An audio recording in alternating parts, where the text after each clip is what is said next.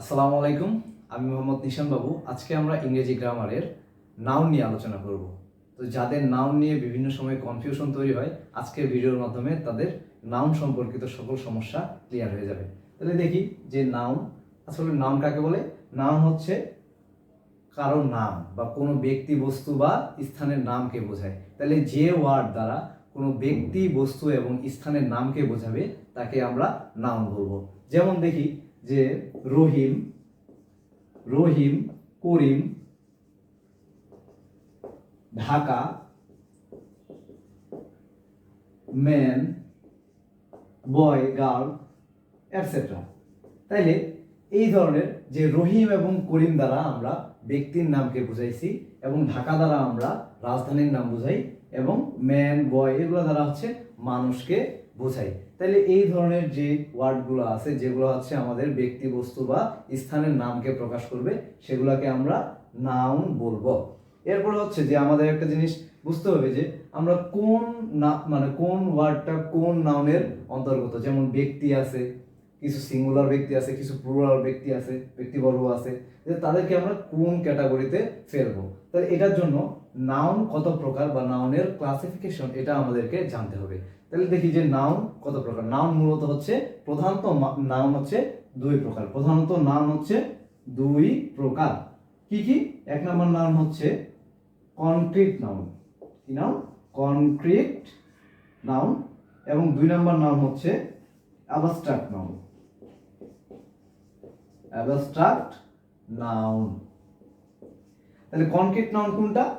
তাহলে যে সকল নাউনকে ধরা যায়, ছোঁয়া যায় বা দেখা যায়, তাহলে যে নাউনগুলোকে আমরা ধরতে পারি, ছুঁতে পারি এবং চোখে দেখতে পারি, এক কথায় আমাদের যে ফাইভ সেন্স আছে, পঞ্চ ইন্দ্রিয় আছে, সেটা দ্বারা আমরা অনুভব করতে পারি, সেই নাউনগুলোকে আমরা বলবো কনক্রিট নাউন।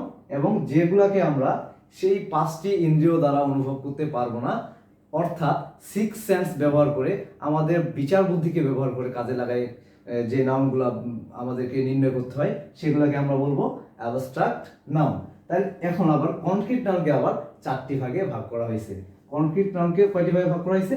চারটি ভাগে ভাগ করা হয়েছে। এক নম্বর নাম হচ্ছে প্রপার নাউন, দুই নাম্বার হচ্ছে কমন নাউন,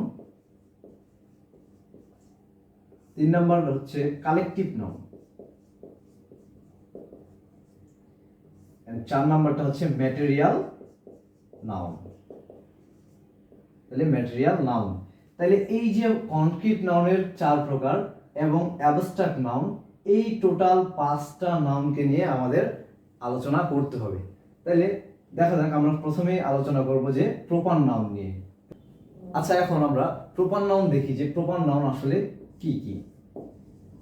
প্রপার নাউন, তাহলে প্রপার নাউন একটি নির্দিষ্ট ব্যক্তি বস্তু বা স্থানের নামকে যদি আমরা নির্দিষ্টভাবে নিজস্ব নাম দ্বারা প্রকাশ করি, তাহলে তাকে আমরা প্রপার নাউন বলবো।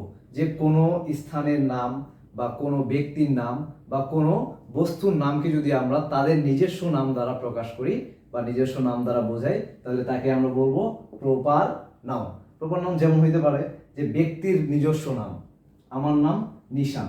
আমার নাম কি? নিশান। তাহলে নিশানটা কি? আমার ব্যক্তিগত নাম। তাহলে সেটা হচ্ছে কি? প্রপার নাউনের অন্তর্গত হবে। এরপরে হইতে পারে যে রবীন্দ্রনাথ, রবীন্দ্রনাথ, এটাও কি? রবীন্দ্রনাথের নিজস্ব একটা নাম। হইতে পারে যে যেমন পদ্মা, এটা একটা কি? পদ্মা নদীর নাম, এটা কিন্তু একটা নদীর নাম। হতে পারে ঢাকা, ঢাকা হচ্ছে কি? আমাদের রাজধানীর নাম। হতে পারে বাংলাদেশ, বাংলাদেশ হচ্ছে একটি দেশের নাম। তাহলে যে সকল নাউন দ্বারা আমরা স্পেসিফিক ভাবে কোনো একটা ব্যক্তি বস্তু বা স্থানের নিজস্ব নামকে প্রকাশ করব, সেটিকে আমরা বলবো প্রপার নাউন। আচ্ছা, এখন দেখি হচ্ছে কমন নাউন। তাহলে কমন নাউন কাকে বলে?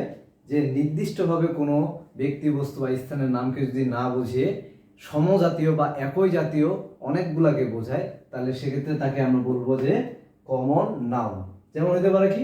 ম্যান, হতে পারে কাউ, হতে পারে রিভার, হতে পারে ফ্লাওয়ার, স্টুডেন্ট। এক কথায় এই ধরনের যেগুলো আমরা স্পেসিফিক ভাবে না বুঝিয়ে আমরা সকল জাতিকে আমরা বোঝাইতে পারি সেই ধরনের যে ওয়ার্ডগুলো আছে বা নাউনগুলো আছে সেগুলোকে আমরা কি বলবো, কমন নাউন। যেমন এই জায়গায় দেখো যে ম্যান দ্বারা আমরা মানুষ, পৃথিবীর সকল মানুষকে ম্যান দ্বারা প্রকাশ করা হয়, পৃথিবীর সকল গরুকে কাউ দ্বারা প্রকাশ করা হয়। এরপরে যত নদী আছে সকল নদীকে আমরা রিভার বলি, এবং যত পৃথিবীতে ফুল আছে সকল ফুলকে আমরা ফ্লাওয়ার বলি, এবং যত ছাত্রছাত্রী আছে হোক ছেলে হোক মেয়ে সবাইকে আমরা স্টুডেন্ট বলি।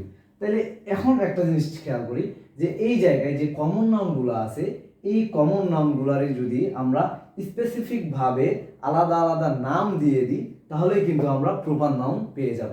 কিভাবে পাবো দেখি। যে সাপোজ এই জায়গায় ফ্লাওয়ার, ফ্লাওয়ার হচ্ছে কি আমাদের কমন নাউন। যদি আমরা এরকম কোনো ফুলের নাম দিয়ে দিই, সাপোজ রোজ দিয়ে দিলাম, রোজ, রোজ মানে কি গোলাপ। তাহলে এই যে গোলাপ বা রোজটা আমি বললাম যে একটা ফুলের নাম আমি স্পেসিফিক ভাবে দিয়ে দিলাম, তাহলে এই রোজটা হয়ে গেল আমার প্রপার নাউন, আর যেটা থেকে আসছে সেটা হয়ে গেল আমার কি, সেটা আমার কমন নাউন। তাইলে আমরা এটা বলতে পারি যে কমন নাউনের সাথে যদি আমরা স্পেসিফিক ভাবে নাম দিয়ে দিই তাহলে আমরা কি পাবো, প্রপার নাউন পেয়ে যাব। এরপরে যে নাউনটা আছে সেটা হচ্ছে কালেকটিভ নাউন।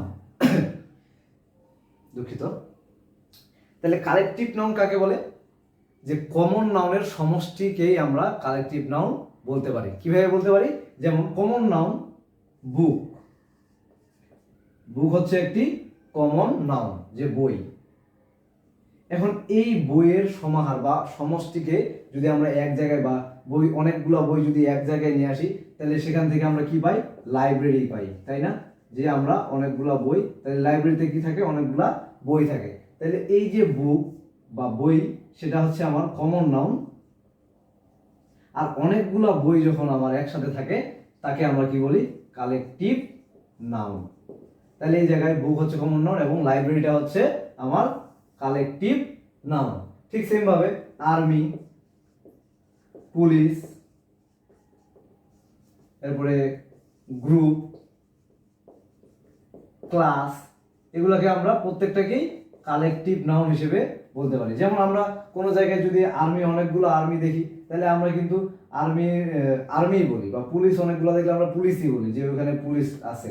তার মানে যে সকল নাউন দ্বারা আমরা সমষ্টিবাচক কোনো অর্থ প্রকাশ করবে সেগুলোকে আমরা কি বলবো, কালেকটিভ নাউন বলবো। আচ্ছা, এরপরে যে নাউনটা আছে সেটা হচ্ছে ম্যাটেরিয়াল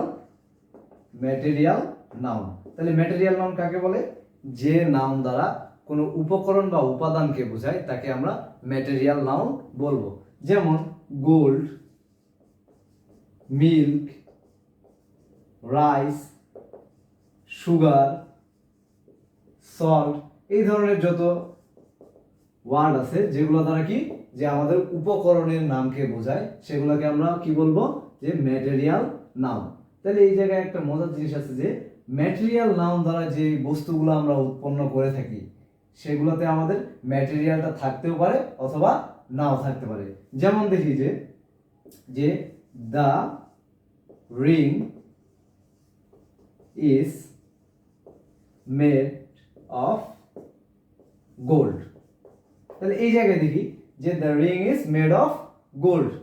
তাহলে রিংটি কিসের দ্বারা তৈরি, সোনা দিয়ে তৈরি। তাহলে এই জায়গায় যে সোনাটা কিন্তু আমার এই যে গয়নার মধ্যে বা রিং এর মধ্যে দেখতে পাচ্ছি আমরা, দৃশ্যমান, যে এই জন্য এটা কি হলো, যে সোনাটা আমার রিং এর মধ্যে বিদ্যমান রয়েছে। তাই এটা হচ্ছে কি আমাদের ম্যাটেরিয়ালটা অপরিবর্তন রইল। কিন্তু এই দেখা গেল যে paper is made from would. তার মানে কি, কাঠ থেকে আমরা কি উৎপন্ন করি, কাগজ তৈরি করি।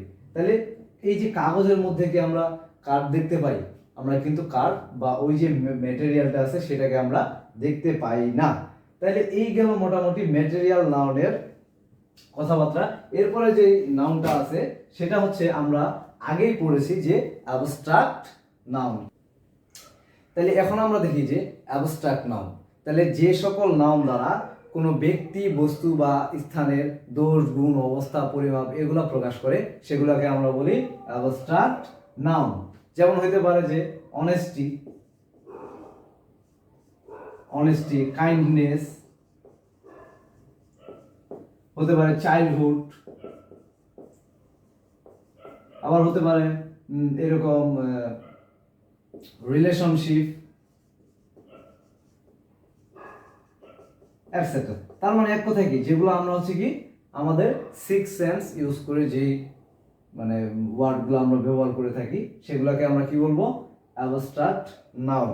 তাহলে এই গেল মোটামুটি আমাদের যে নাউনের ক্লাসিফিকেশনগুলো।